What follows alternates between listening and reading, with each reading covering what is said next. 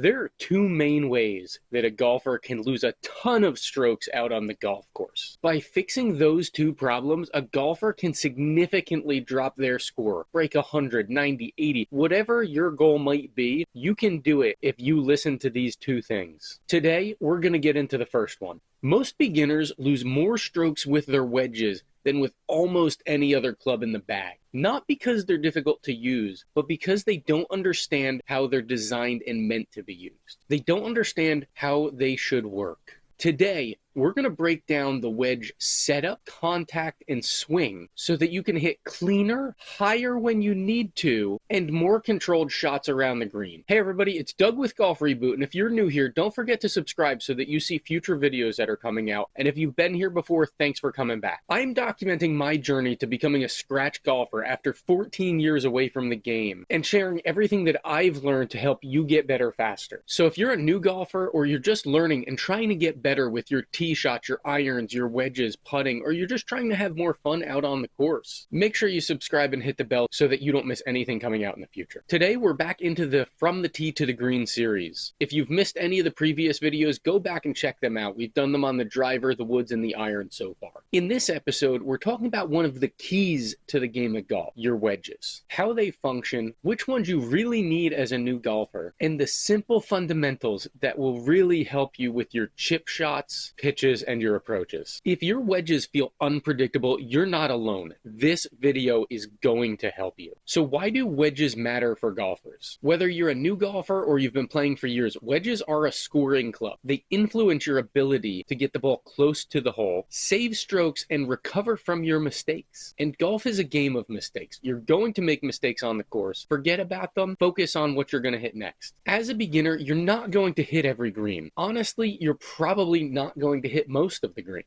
Your wedges will help you determine whether you get a bogey, a double, or worse. And if you can put it close, you might even get a par here and there if you can get up and down. The better you get inside of 80 yards, the more your score is going to drop. And remember, you should get more and more accurate the closer you get to the pin. Obviously, a shot from 90 versus a shot from 30, you would think that's much easier, but you really need to focus and practice with your wedges to get better at them. Comment down below on any questions you have about the wedges and where you struggle with them the most. So let's understand the different wedges you have. You've got the pitching wedge, which is normally 44 to 48 degrees in loft, and it's for controlled approach shots. Next up, there's the gap wedge, 48 to 54 degrees, and that's going to fill a gap between two other wedges. That other wedge is the sand wedge. Not everybody calls it a sand wedge anymore. It's generally somewhere in the 54 to 56 degree range. That's really for bunker shots and when you need high loft to get up higher over things. You've got the lob wedge that can be 58 to 60 degrees. That's for high shots that land soft. It's not going to go as far, and it can be a struggle for beginners. Now, I also carry a 69 degree. You're starting to see a lot of people get a 68, 69, 70. It all depends on the brand. USGA rules, there is no loft requirement on clubs, so as long as it's conforming, you're good to play it. I love the 69 degree because of the way I play around the green. It goes a maximum of 50 yards with a full swing, but I like having the ability to take a full swing, put it really high, nail it down, and it gets a lot of backspin. So that's something that I've learned as a beginner. Don't worry about that right now. Realistically, in your bag, you might just have a pitching wedge and a sand wedge. The sand wedge could also double as your lob wedge. When I'm playing from the sand, I'll hit any club depending how far I am. Most of the time, it's either my 54 or my 60 coming out of sand. So focus on whatever wedges you have for now. Don't go too crazy. Really get to understand those before you start looking into the lobs and the gap wedge. Get the other two down and go from there. Let's go through 3 keys to better wedge shots. Number 1 is going to be ball positioning. You want the ball slightly back of center. So with your irons, you're more centered, maybe a little forward. Wedges, you're going more backwards. This encourages a clean descending strike of the ball. If the ball is too far back, you'll dig, and if the ball is too far forward, you'll thin it. Both of those are bad. So keep it just behind center. Next up is your weight. You want to have 60 to 70% of your weight on your lead foot. I'm a righty, so my lead foot is my left foot. This helps you control your low point, where the low point of the club is after you strike the ball. Most chunk shots come from leaning back during your swing, or if you try to flip your hands through impact. Now, obviously the hands can be important in the golf swing, but let's understand the mechanics before we really get into worrying about that. A lot of times it'll happen naturally. With the wedges, you don't necessarily need a full backswing. We're going to go through a couple things later on that explain that, but no matter how long of a backswing, you need to accelerate through the ball. A lot of people slow down coming through with their wedges, thinking they just need to scoop it and send it. No, you still need that speed. A shorter backswing with consistent acceleration gives you more predictable distances. If you like this so far, make sure you click the link in the description to join our online newsletter. We send more tips and tricks out like these that aren't necessarily in the videos to help you get better at golf faster. Now, using the bounce of a wedge, it's different than an iron, and it's something not a lot of newer golfers fully understand. The bounce is the flat area on the bottom of a wedge that helps prevent you from digging into the ground too much.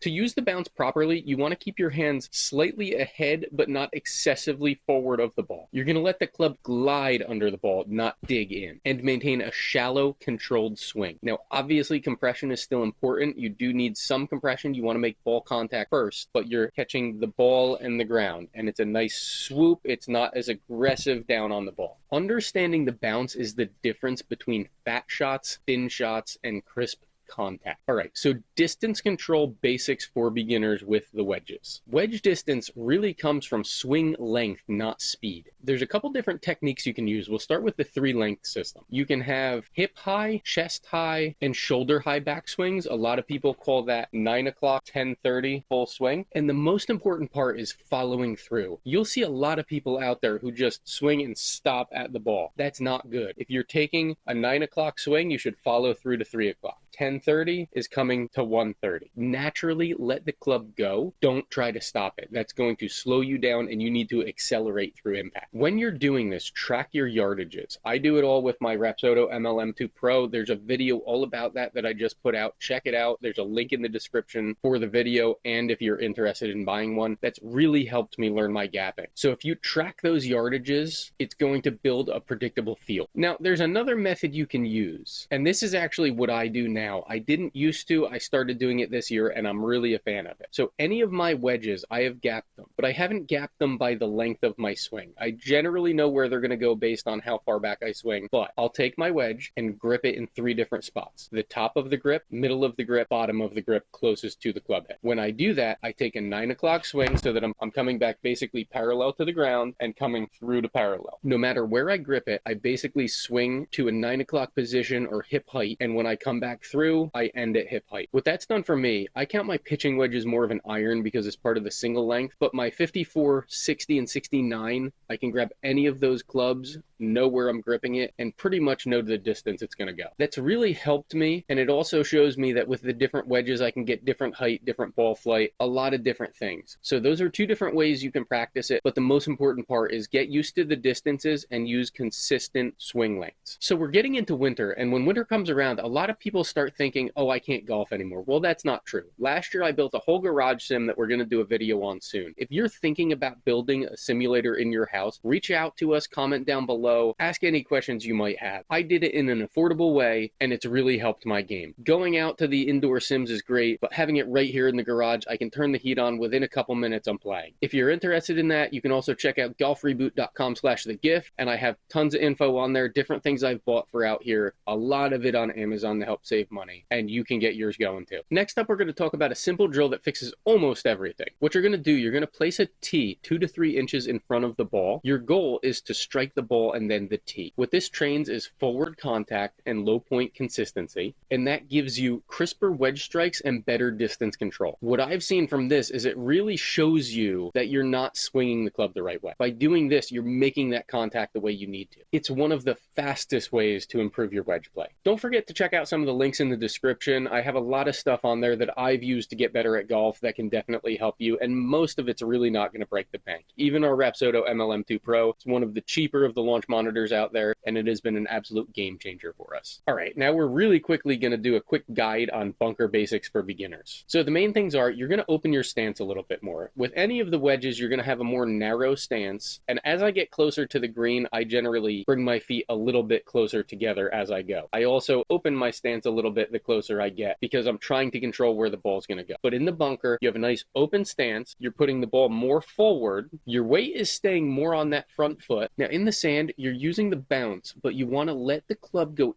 into the sand 1 to 2 inches behind the ball and use the sand to lift the ball out. Obviously, if you've got more of a hard pan sand, it's a little bit different, but on a good course with good sand, you want to be behind the ball and use the sand to lift it out. And I'll say it again, use the sand to get the ball out of a sand trap. Don't try to hit it with the club. What I was taught when I was in high school and played, take a dollar bill, put it below the ball. With the dollar bill there, you want the club to go under the sand on the one side and come out the other. That'll lift enough sand out. And obviously the ball is over the president's face. So ball, dollar bill, come through and out. So what are you thinking right now? Are you getting more excited about your wedges? If you have any questions, let us know and we'll do our best to help you out. Wedges don't need to be complicated. With the right ball position, forward weight, and consistent swing length, new golfers can quickly develop reliable wedge play. This is where the biggest improvements can show up for beginners. And mastering these basics will help you start scoring better and enjoying the game more. If you like this video, make sure you click the video that's popping up here on the right. It's all about the MLM2 Pro and how it changed our game, and I think you'll really enjoy it. And don't forget to subscribe so that you see the rest of our videos and we can help you play better, have more fun, and love the game again. See you next time.